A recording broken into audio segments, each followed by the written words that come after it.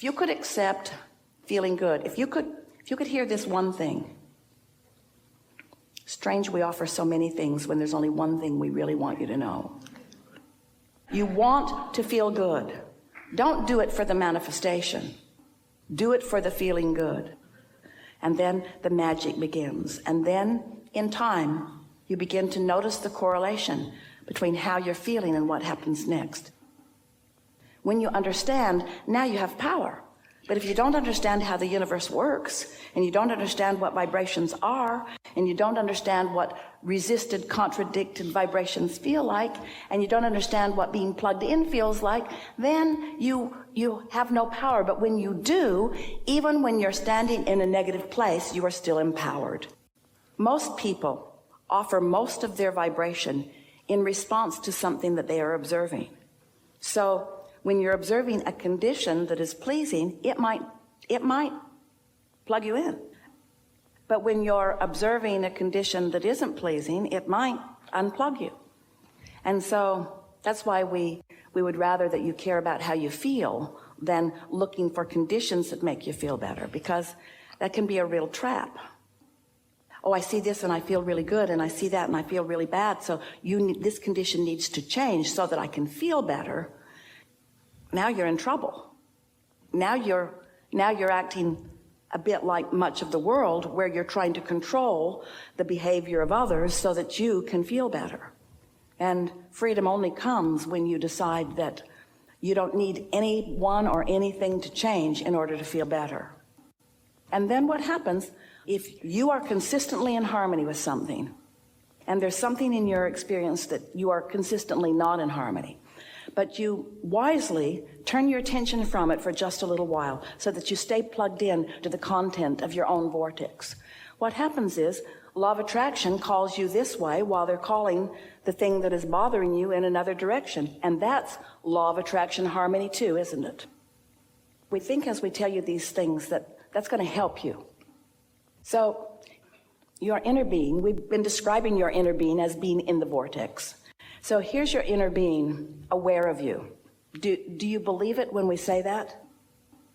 Non-physical source, aware of you. So not just those in your family who are now dearly departed, not just those in your own lineage, but all kinds of creators and entrepreneurs and masters and healers and teachers and lovers.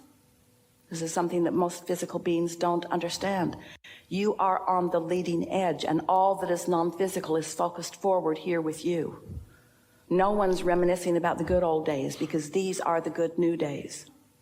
No one's feeling any nostalgia for another time. Everyone's reveling in the potency of what's going on here and now.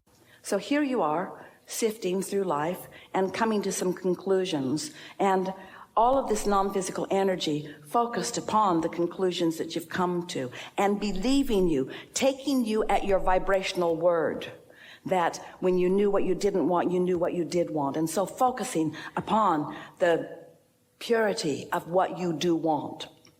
All eyes on you.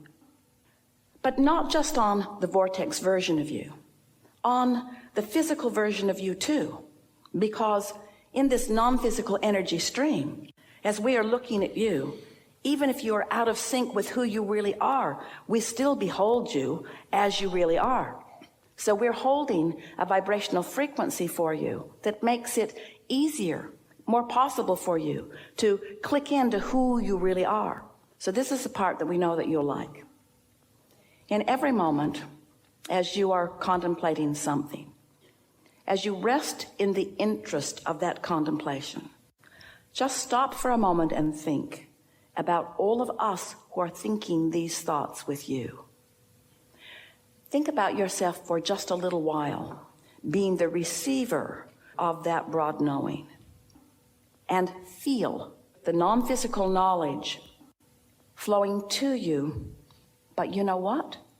You must be the interpreter of it. In other words, it doesn't exist without your reception of it. So while we're aware of you and in love with you and adoring where you are going and adoring what you are doing and adoring who you are, if you are outside of that frequency, then you're not in the receptive mode. It's like the story that you tease one another with endlessly. If a tree falls in the forest and there's no one there to hear it, did it make a sound? And the answer is no.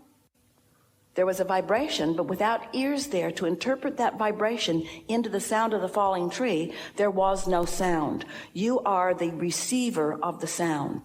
So while we are all with you and rooting for you and knowing where you're going and reveling in what you are about, the elation that you feel when you do that is the elation that we're feeling, that you're translating into emotions, which are turning thoughts to things. When you feel joy, that's you translating how we all feel about what you're thinking about right then and there. Don't you love knowing that? You are a powerful being, and there is nothing that you cannot be or do or have.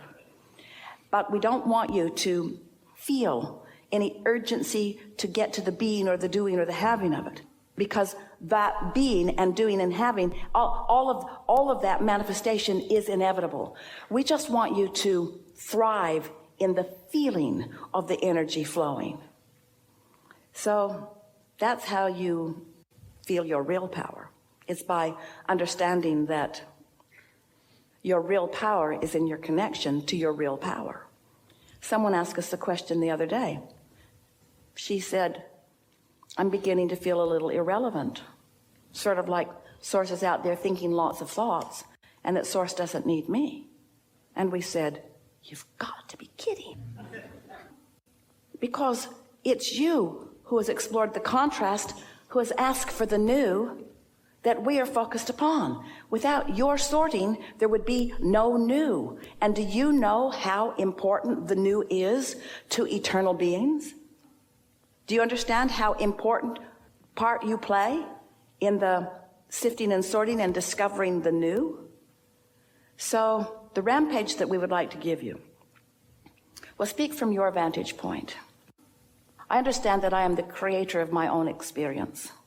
And I take that to mean that since I am a vibrational being, that I am the attractor of my experience. And I am understanding more every day that the way I set my receiver into a mode that lets things in is by what I broadcast. So there cannot be a difference in what I broadcast and what I receive. So I've decided to spend no more time looking around for what I need to receive. Instead, I'm going to put my emphasis upon what I am broadcasting. I'm going to revel in the beauty of my time and space. I'm going to revel in the beauty of those who surround me. I'm going to become a broadcasting genius for the singular purpose of feeling good. I'm beginning to understand that my inner being is in perfect alignment with all things that I want, that my inner being holds no resistance anywhere in that vibration, and that when I do, then I cause somewhat of a separation. I also now understand, I really get this, that when I introduce resistance, my inner being does not hold any grudge about it. My inner being still looks at me the same, whether I dip in my energy or not.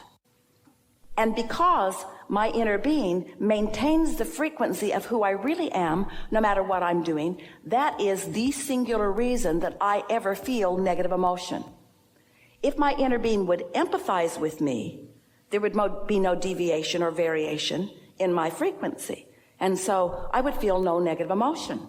But the very existence of negative emotion means my inner being is here in pure positive energy and looking at me, aware of me, focused with me, powerful me, important me, the same energy that creates worlds, focused through me to assist me in moving in the direction of the things that matter to me.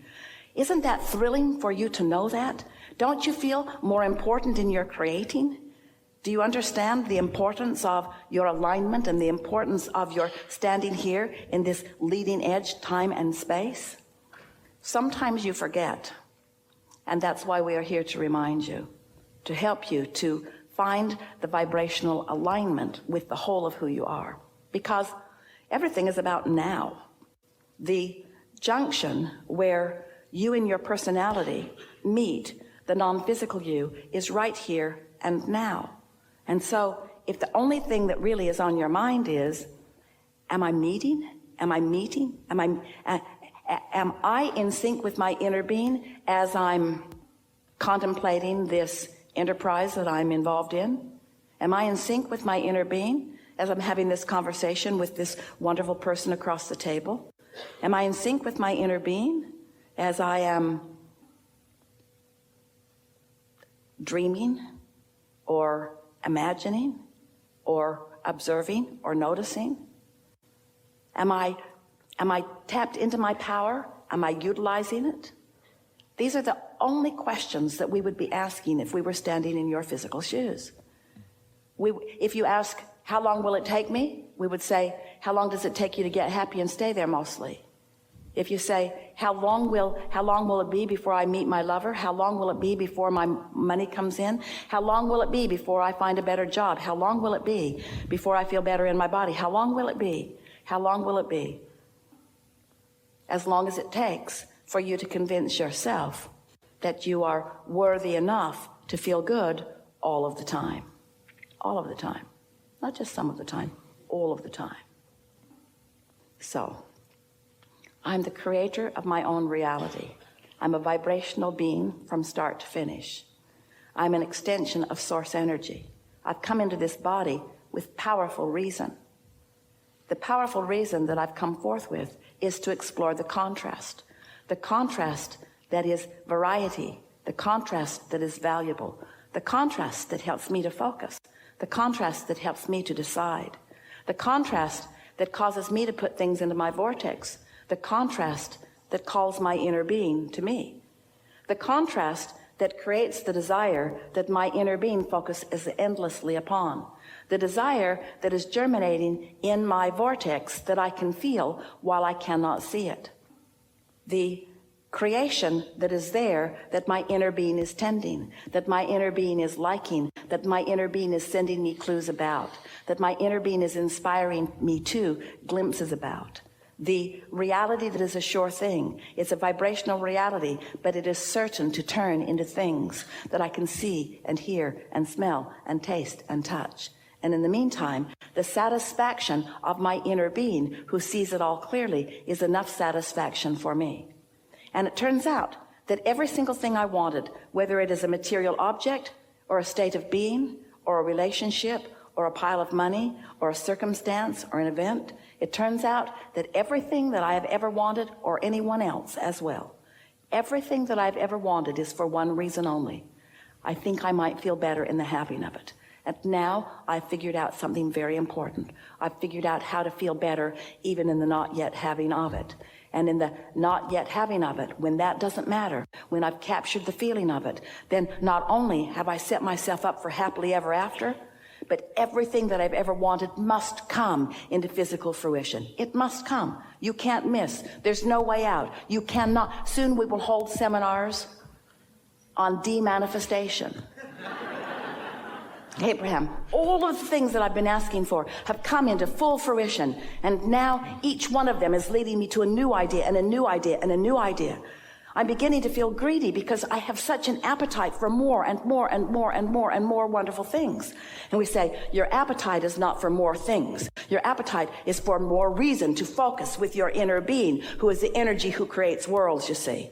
You are creators. You will never feel good when you are limp. You will only feel good when you are focused. And when you tap into this energy that creates worlds, your ambitions will soar because you are meant to create your own reality. You didn't come here to lay under a tree and wonder why you're not getting the things that others are getting. You came to create. You are so blessed and so worthy.